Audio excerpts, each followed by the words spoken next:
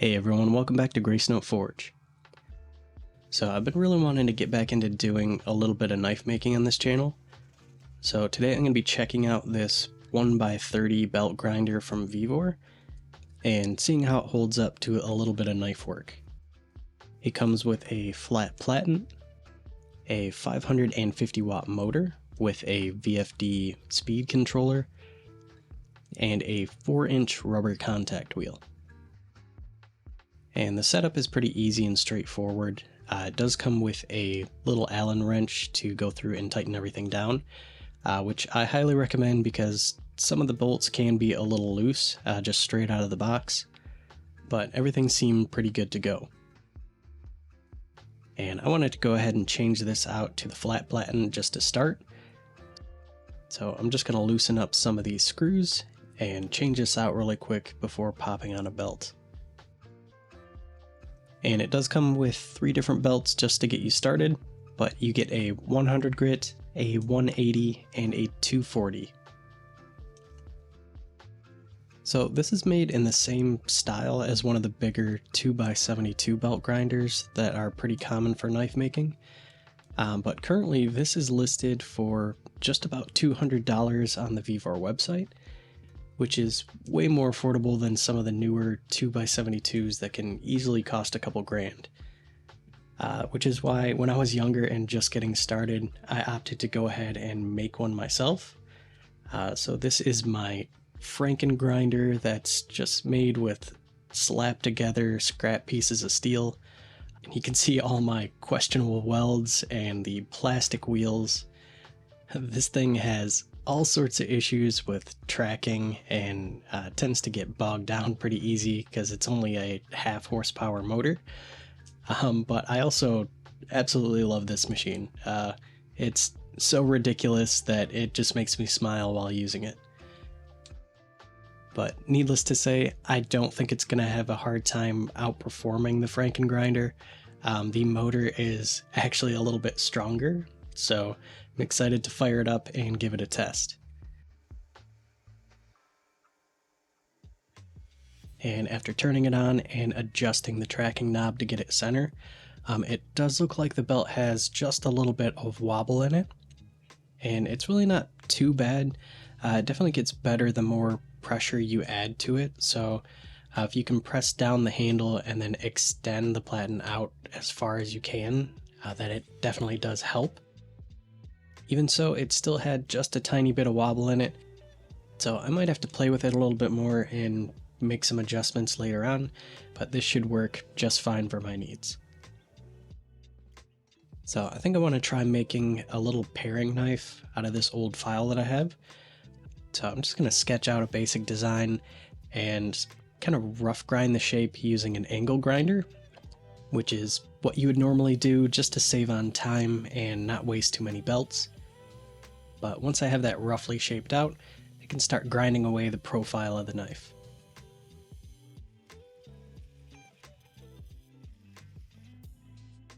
I'm starting off at 2500 RPM just for now, and also using a 100 grit belt that comes with the grinder, which does work pretty well, but it would probably be better to start with something a little bit more coarse, like an 80 or even 36 grit. Just for rough grinding like this.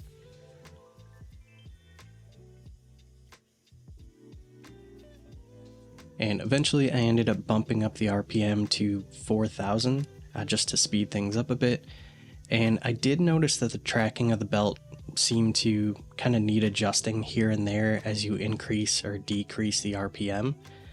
But for the most part, it did a pretty decent job at staying lined up. Even when overhanging the belt off the edge of the platen, it seemed to work pretty well.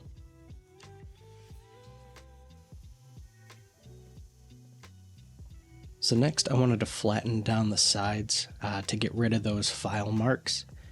And here's where I started to run into some of the limitations. So normally with a 2-inch wide belt, you have a lot more room to kind of hit the whole surface of the knife to get it nice and flat.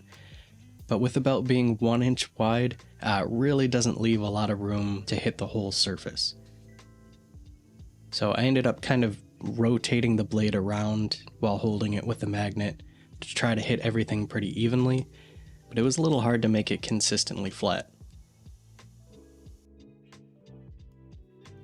Next, I'm going to get started on grinding in the bevels, and I do have a bevel jig, but it didn't really end up fitting very well on the little work rest. So what I ended up doing was just tilting the platen forward by about 12 degrees or so, and I just used a 1-2-3 block to kind of pinch the blade in place with my hand and try to keep a consistent angle.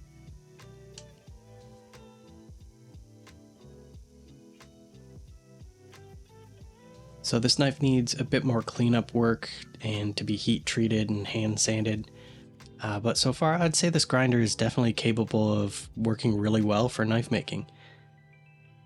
I don't know if I would jump to using this grinder for anything too large, but for little projects like this, I think it works great.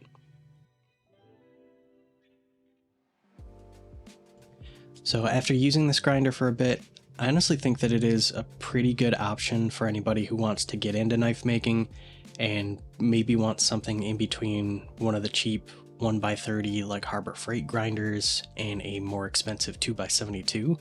I feel like it fits in that range pretty well. This grinder does have a lot going for it, but it's not totally without its flaws. So I came up with some pros and cons that I found while using it. First, I absolutely loved how accurate you can get with this grinder. I found it pretty easy to get really precise grinds. Also, it's decently powerful. Even at lower RPMs, I didn't have any issues with it stalling out at all. It's also cool that it's so versatile.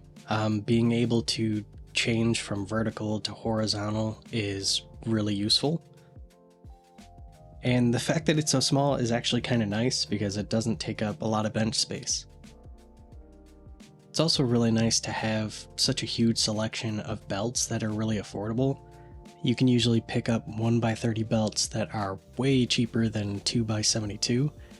So I went ahead and got a set for knife sharpening, and I even picked up a leather strap belt, and those ended up working really well. And for the downsides, unless you're really sticking to smaller projects, you're probably going to notice the size limitations pretty quick. And I also found that it needed quite a bit of adjusting and fiddling with here and there to get it just right, just from messing with the tracking or repeatedly having to tighten the bolts. Can be a little finicky at times.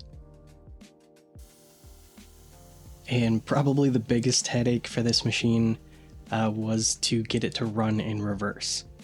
Now, I went down a little bit of a rabbit hole on this one, but basically what I found out is there's an older machine that apparently used to have a reverse function, and the newer ones don't seem like they have that anymore.